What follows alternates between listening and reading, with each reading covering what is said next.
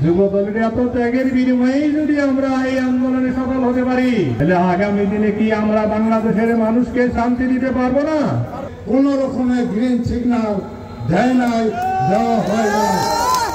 গতকালকে আপনাদের বিজয় হয়েছে, তার কারণ গতকালকে সব বাংলাদেশে ঢাকা বিভাগের যে সমস্ত প্রার্থী ধানের শীষের মনোনয়ন প্রত্যাশিত তাদেরকে ডেকেছিল, কিন্তু আমাদের এই কালিহাতির এক বিশেষ নেতা, ঢাকা বিভাগীয় সাংগঠনিক নেতা, তিনি আমাদের যে এমপি মনোনীত প্রার্থী জননেতা জনাব লুৎফর রহমান মতিন, ডাক্তার শাহ আলম খোদ্দার, ইঞ্জিনিয়ার আব্দুল হালিম মিয়া, আমল স্যার সহ এবং শুকুর কাকা সহ তাদের যে চিঠি, সেই চিঠি এই কুলাঙ্গার গুপ করে ফেলেছিল।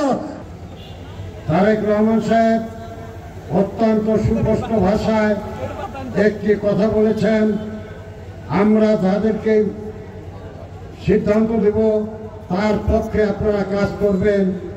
আমরা এখন পর্যন্ত কাউকে কোনো রকমের গ্রিন সিগন্যাল বা কোনো রকমের কোনো সংকেত আমরা কাউকে দেই নাই।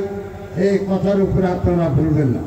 দল কালিহাতি উপজেলার কোন প্রতিনিধিকে কোন রকমের গ্রিন সিগন্যাল দেয় নাই, দেওয়া হয় না।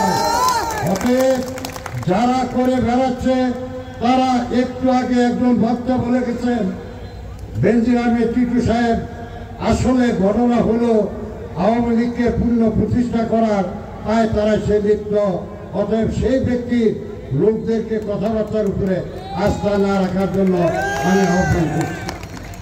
আমি আর যাই হোক, সেই লোককে বাংলাদেশের মানুষের বন্ধু হতে পারে না, তাকে হিসাবে চিহ্নিত করেন। অতএব যারা আওয়ামী লীগকে শেষে আগামী 26 সালের ফেব্রুয়ারি নির্বাচনে বীর মুজাহিদের মতো শীষ দ্বারা উঁচু করে সকল প্রকারের অন্যায় অনাচারের বিরুদ্ধে সিংহ গর্জনে আপনারা এগিয়ে আসুন। সকল প্রকারের আধিপত্যবাদ, সম্প্রসারণবাদ, ভারতের চক্রান্ত এ দেশ থেকে চিরদিনের মতন বিদায় হয়ে যাবে, কেউ ঠেকে রাখতে পারবে না। ধন্যবাদ সকলকে, আল্লাহ হাফেজ। আমাদেরকে জানতে হবে what is Jubodal, what was Jubodal. Jubodal কি? সবচেয়ে যারা জীবন দিয়েছে, আহত হয়েছে, জেল খেটেছে, তার মধ্যে অন্যতম সংগঠন হল যুবদল। আজকে সেই যুবদলের প্রতিষ্ঠা বার্ষিকী।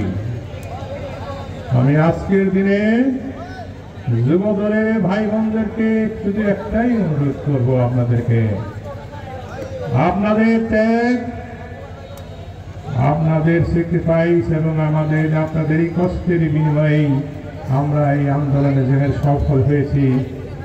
এই বিএনপি 17 বৎসর যে কষ্ট করেছে, এই 17 বৎসরে যে শত শত হাজার হাজার নেতা কর্মী জেল খেটেছে, আহত হয়েছে, নিহত হয়েছে, সেই সমস্ত বিপদ থেকে রক্ষা করার জন্য আন্দোলন করে যারা এই পরিবর্তন আনছে, তার মধ্যে অন্যতম যুবদল। আমরা কি স্বীকার করি?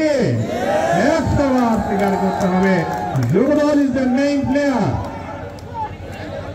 আর সেটাই যদি সত্য হয়, যুবদলের এত ত্যাগের বিনিময়ে যদি আমরা এই আন্দোলনে সফল হতে পারি, তাহলে আগামী দিনে কি আমরা বাংলাদেশের মানুষকে শান্তি দিতে পারবো না?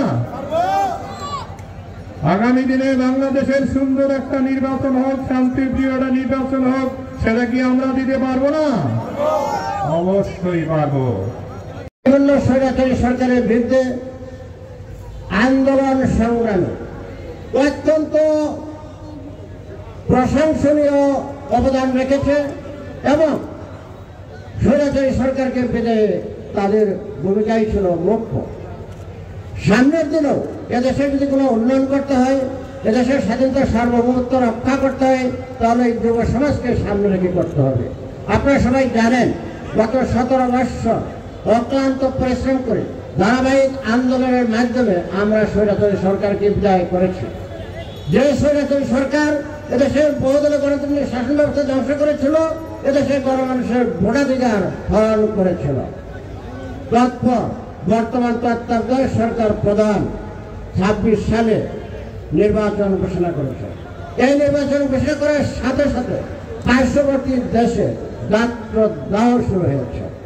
এই নির্বাচনকে বানচাল করার জন্য, নির্বাচনকে বিলম্বিত করার জন্য আমাদের কোনো রাজনৈতিক দল পরোক্ষে প্রত্যক্ষ ষড়যন্ত্র করে যাচ্ছে।